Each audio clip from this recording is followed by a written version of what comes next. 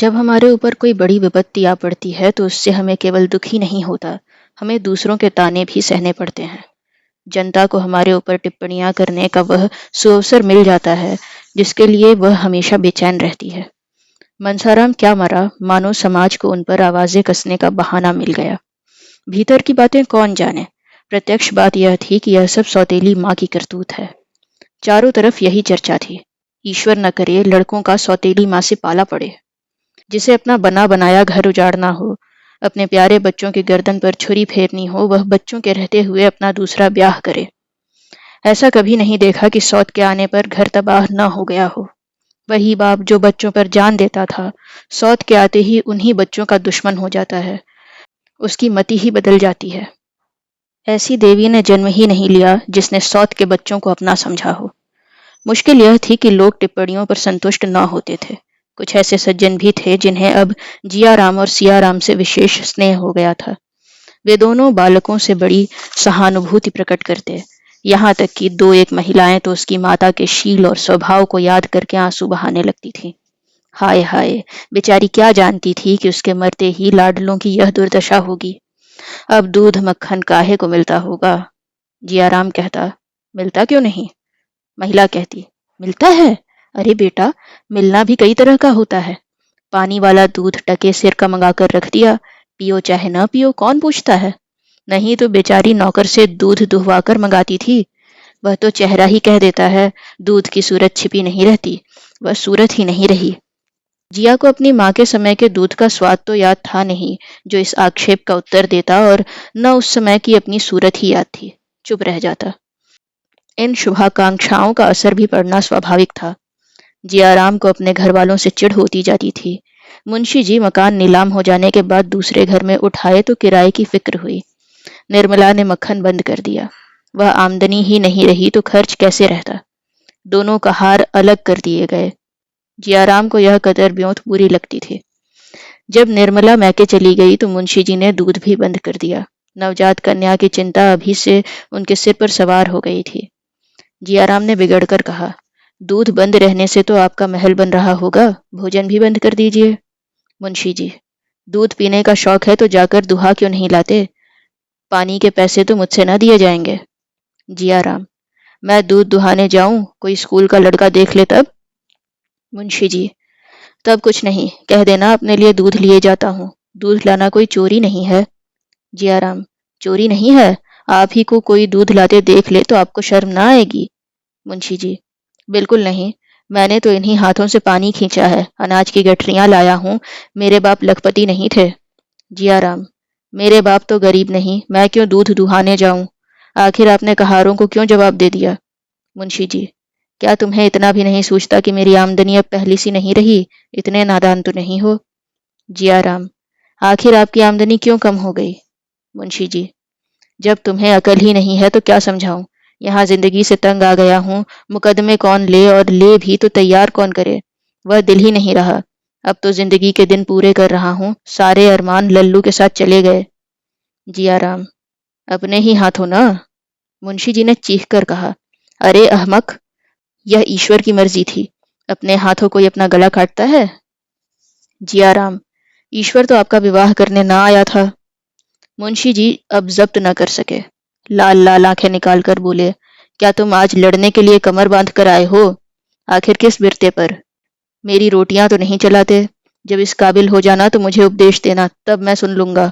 अभी तुमको मुझे उपदेश देने का अधिकार नहीं है। कुछ अदब और तमीज सीखो। तुम मेरे सलाहकार नहीं हो कि मैं जो काम करूं उसमें तुमसे सलाह लूं। मेरी पैदा की हुई दौलत है, उसे जैसे चाहूं खर्च कर सकता हूं। तुमको जबान खोलने का भी हक नहीं है। अगर फिर तुमने मुझसे ऐसी बेअदबी की तो नतीजा बुरा होगा। जब मनसाराम जैसा रत्न खोकर मेरे प्राण न निकले तो तुम्हारे बगैर मैं मर न जाऊंगा, समझ गए। यह कड़ी फटकार पाकर भी जियाराम वहां से न टला। निशंक भाव से बोला, तो आप क्या चाहते हैं कि हमें चाहे कितनी ही तकलीफ हो मुंह न खोलें। मुझसे तो यह न होगा। भाई साहब को अदब और तमीज का जो इनाम मिला उसकी मुझे भूख नहीं। मुझ में जहर खाकर प्राण देने की हिम्मत नहीं। ऐसे अदब को दूर से दंडवत करता हूँ। मुंशी जी, तुम्हें ऐसी बातें करते हुए शर्म नहीं आती। जियाराम, लड़के अपने बुजुर्गों की ही नकल करते हैं। मुंशी जी का क्रोध शांत हो गया। जियाराम पर उसका कुछ भी असर न होगा, इसका उन्हें यकीन हो गया। उठकर टहलने चले गए। आज उन्हें सूचना मिल गई कि इस घर का शीघ्र ही सर्वनाश होने वाला है। उस दिन से पिता और पुत्र में किसी न किसी बात पर रोज ही एक झड़प हो जाती है। मुंशी जी ज्यों-ज्यों तरह देते थे, जियाराम और भी शेर होता जाता था।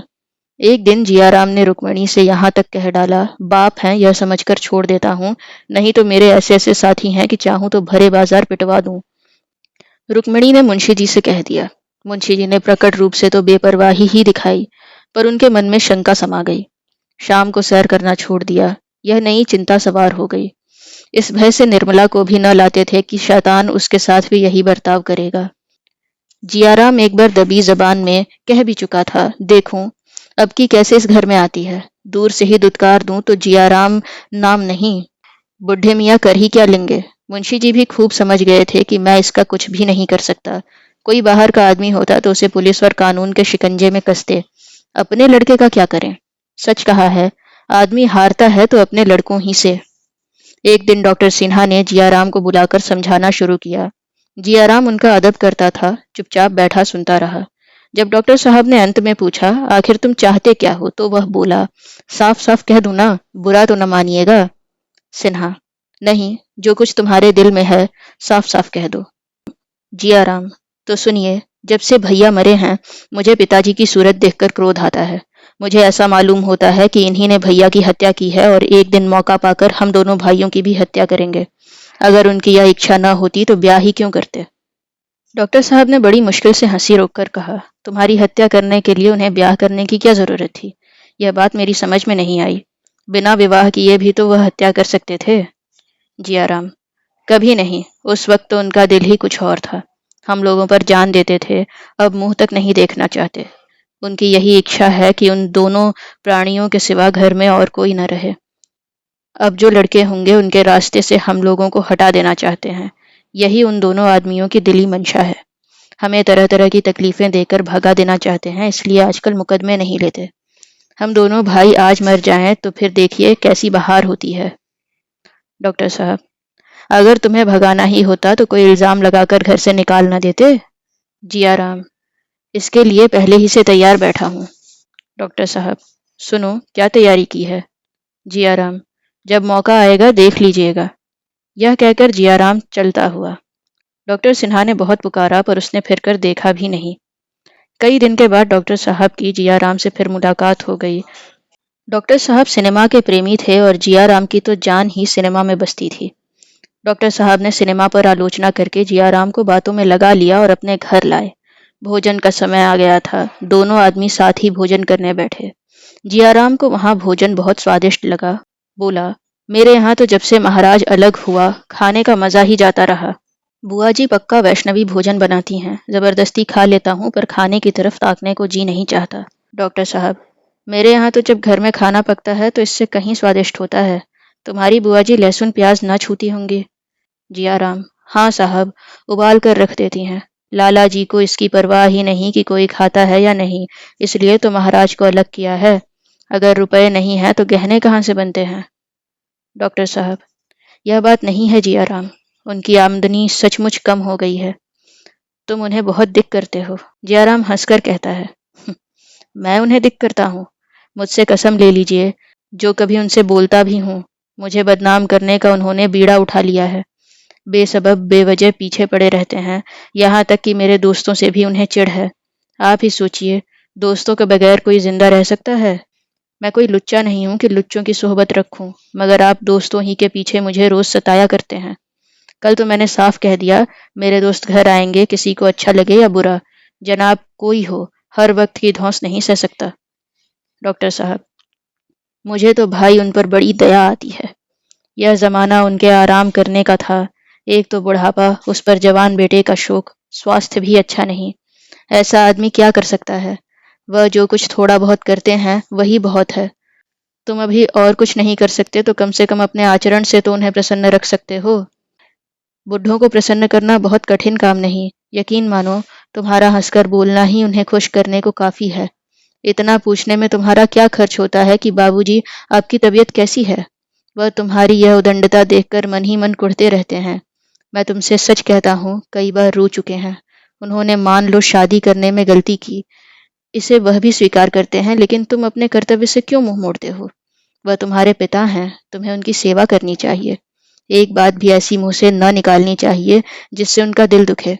उन्हें यह ख्याल करने का मौका ही क्यों दो कि सब मेरी कमाई खाने वाले हैं, बात पूछने वाला कोई नहीं। मेरी उम्र तुमसे कहीं ज्यादा है जियाराम, पर आज तक मैंने अपने पिताजी की किसी बात का जवाब नहीं दिया। वह आज भी मुझे डांटते हैं, सिर झुकाकर सुन लेता हूँ। जानता हूँ वह जो कुछ कहते हैं मेरे भले ही की कहते हैं। माता पिता से बढ़कर हमारा हितैषी और कौन हो सकता है? उनके ऋण से कौन मुक्त हो सकता है? जियाराम बैठा रोता रहा। अभी उसके सद्भावों का संपूर्णतः लोप न हुआ था। अपनी दुर्जनता उसे साफ नजर आ रही थी। इतनी ग्लानि उसे बहुत दिनों से न आई थी। रोकर डॉक्टर साहब से कहा, मैं बहुत ही लज्जित हूँ। दूसरों के बहकावे में आ गया था। अब आप मेरी जरा भी शिकायत न सुनेंगे। आप पिताजी से मेरे अपराध क्षमा करा दीजिए। मैं सचमुच बड़ा अभागा हूँ, मैंने उन्हें बहुत सताया। उनसे कहिए मेरे अपराध क्षमा कर दें, नहीं मैं मुंह में कालिख लगाकर कहीं निकल जाऊंगा, डूब मरूंगा। डॉक्टर साहब अपनी उपदेश कुशलता पर फूले न समाये। जियाराम को गले लगाकर विदा किया। जियाराम घर पहुंचा तो 11 बज गए थे। मुंशी जी भोजन करके अभी बाहर आए थे। उसे देखते ही बोलते, जानते हो क्या बजे हैं? 12 का वक्त है। जियाराम ने बड़ी नम्रता से कहा। डॉक्टर सिन्हा मिल गए थे। उनके साथ उनके घर तक चला गया। उन्होंने खाने के लिए जिद की, मजबूरन खाना पड़ा। इसी से देर हो गई। मुंशी जी, डॉक्टर सिन्हा से दुखड़े रोने गए होंगे या और कोई काम था? जियाराम की नम्रता का चौथा भाग उड़ गया। बोला, दुखड़े रोने की मेरी आदत नहीं है। मुंशी जी, जरा भी नहीं। तुम्हारे मुंह में तो जबान ही नहीं। मुझसे जो लोग तुम्हारी बातें कहा करते हैं वह घड़कर कहते होंगे। जियाराम, और दिनों की मैं नहीं कहता, लेकिन आज डॉक्टर सिन्हा के यहाँ मैंने कोई बात ऐसी नहीं की जो इस वक्त आपके सामने न कर सकूं। मुंशी जी, बड़ी खुशी की बात है। बेहद खुशी हुई। आज से गुरु दीक्षा ले ली है क्या? जियाराम की नम्रता का एक चतुर्थांश और गायब हो गया। सिर उठाकर बोला, आदमी बिना गुरु दीक्षा लिए हुए भी अपनी बुराइयों पर लज्जित हो सकता है। अपना सुधार करने के लिए गुरु मंत्र कोई जरूरी चीज नहीं। मुंशी जी, अब तो लुच्चे न जमा होंगे। जियाराम, आप किसी को लुच्चा क्यों कहते हैं, जब तक ऐसा कहने के लिए आपके पास कोई प्रमाण नहीं? मुंशी जी, तुम्हारे दोस्त लुच्चे लफंगे हैं, एक भी भला आदमी नहीं। मैं तुमसे कई बार कह चुका हूं कि उन्हें यहाँ मत जमा किया करो, पर तुमने सुना नहीं। आज मैं आखिरी बार कहे देता हूं कि अगर तुमने उन शोहदों को जमा किया तो मुझे पुलिस की सहायता लेनी पड़ेगी। जियाराम की नम्रता का एक चतुर्थांश और गायब हो गया। फड़क कर बोला, अच्छी बात है, पुलिस की सहायता लीजिए, देखें पुलिस क्या करती है। मेरे दोस्तों में आधे से ज्यादा पुलिस के अफसरों ही के बेटे हैं। जब आप ही मेरा सुधार करने पर तुले हुए हैं तो मैं व्यर्थ क्यों कष्ट उठाऊं? यह कहता हुआ जियाराम अपने कमरे में चला गया और एक क्षण के बाद हारमोनियम के मीठे स्वरों की आवाज बाहर आने लगी। सहृदयता का जलाया हुआ दीपक निर्दयी व्यंग्य के एक झोंके से बुझ गया। अड़ा हुआ घोड़ा चुमकारने से जोर मारने लगा था, पर हंटर पड़ते ही फिर अड़ गया और गाड़ी को पीछे धकेलने लगा।